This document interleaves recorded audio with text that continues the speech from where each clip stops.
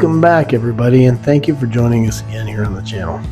Today was an absolutely gorgeous day to perform an inspection in Leander, Texas, a northwest suburb of Austin, just on the edge of the Texas Hill Country.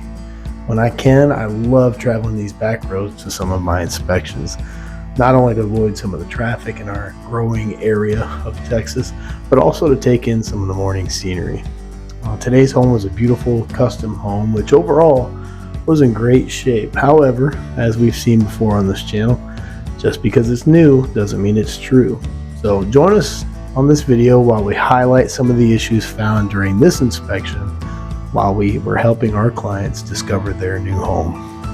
Also, if you like what we're doing here or find value in these videos, let us know. Feel free to subscribe to the channel so that you can stay updated to new videos that we're putting out, and leave us a comment. Let us know what you think about the content that we're covering, or if you have ideas of other content that you'd like to see.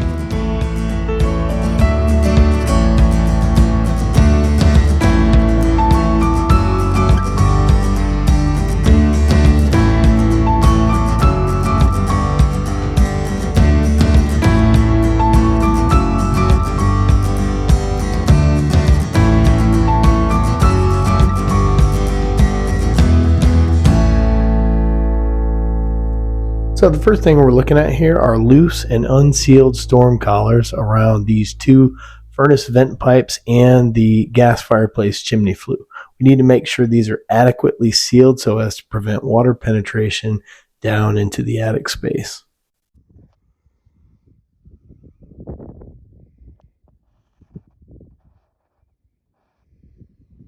Wouldn't be a new construction final inspection if we didn't have a screen dryer vent. Okay, so here in the primary shower, we operated this shower at a double head, and we let that run for a while. We didn't even direct this one at the enclosure, but as you can see, we've got some moisture collection here. So that seal at the bottom of the glass, there's a gap somewhere in that, and water is migrating out. So we just need to get that resealed.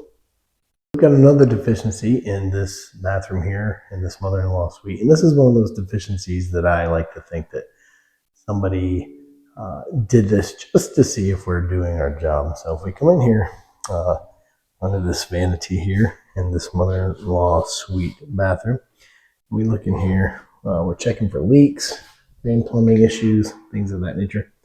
We've got an open cleanout. That is just an open pipe into the sewer system, and if we leave that way, we're going to get some substantial sewer odor here in this bathroom. Let's see what happens when we drain the sink. Well, you don't see any water, but you certainly do hear it running through there. We'll make sure to put this in, and they'll get a cap put on this cleanout. Okay, here in the kitchen, anytime we have a range exhaust vent that's capable of moving 400 CFM of air or more, rather more than 400 CFM, we need to supply some makeup air to this house. Our newer construction these days, the homes are tighter. They don't quote unquote breathe as well as they used to. And that's by design. However, if we have a large fan like this, and we're pulling a lot of air out of the house to exhaust our cooking area, we're creating a negative pressure in the house. So we need some type of provision to bring in fresh makeup air into the home. So this is a large fan, has boost speed, definitely exceeds 400 CFM. Over here is the intake. There's a vent on the exterior wall out here. There's a duct that runs in and it dumps right here.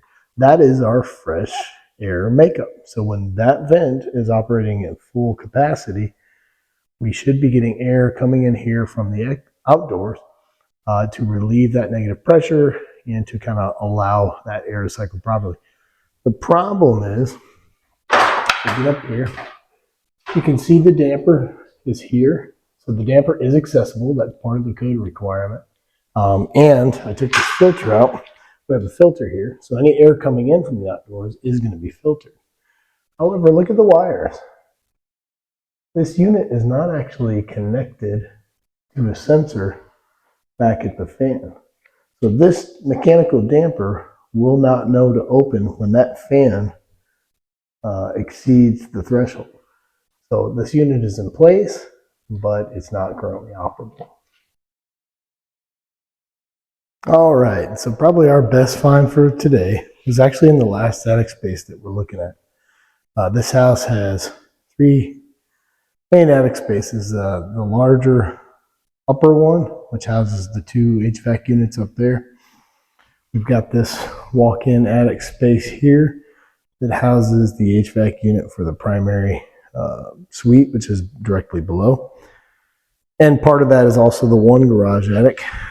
And then the 2nd garage attic has its own access. So coming in here, we noticed, again, our HVAC unit, we're going to test that here in just a moment. But when you have all these different attic spaces, you have all these different spaces you need to insulate.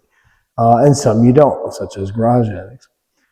And so I guess they get a little ahead of themselves or maybe forget where they're at with that. But in here, you can see this is our garage, one of our garages. So we have no insulation. That's perfectly okay and expected. Then we have some insulation, but not all, in this other space above the primary bathroom.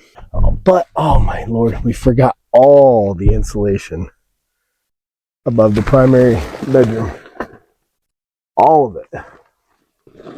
There's no insulation whatsoever in this attic above the primary bedroom. So until this gets corrected, that is definitely going to be a warm bedroom.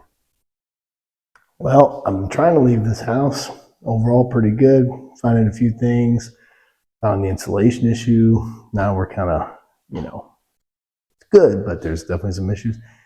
And then I find another one. So I'm coming to pack up my tools, go do the irrigation system, and I come and check the dishwasher after it ran its cycle. And as you can see, we've got some moisture leakage. Now, I didn't see that moisture there initially.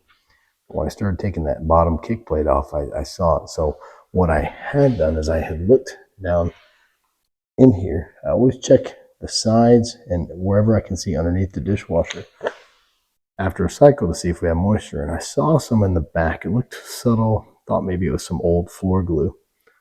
So I took this kick plate off, and sure enough, you can see the moisture there.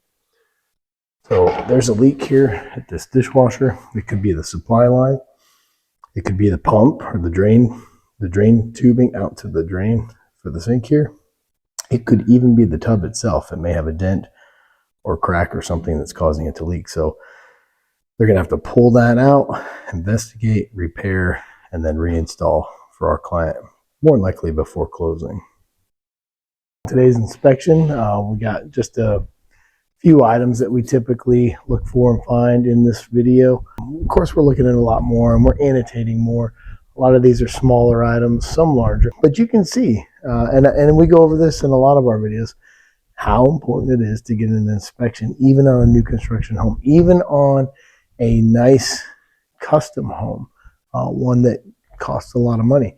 Yes, things are generally done much better in those homes than we typically see in production style homes. However, things can still go awry, as we can see with the insulation above the primary suite, the dishwasher leak, etc. So again, if you're buying a new construction home, get it inspected. Even if you don't call guided inspections, call another inspector. But get it looked at, get it inspected, and just be sure you know what you're getting. And that way, if things aren't right, you can get them right. And if they're not right, and the builder won't fix them, you at least have it documented that you've brought it to their attention in case something comes around later on. That's the only one I have today. I'm going to work on this report, get it to the client, and then they'll have it to go through with their builder on their walkthrough tomorrow. So guided inspections helping you discover your new home. Take care.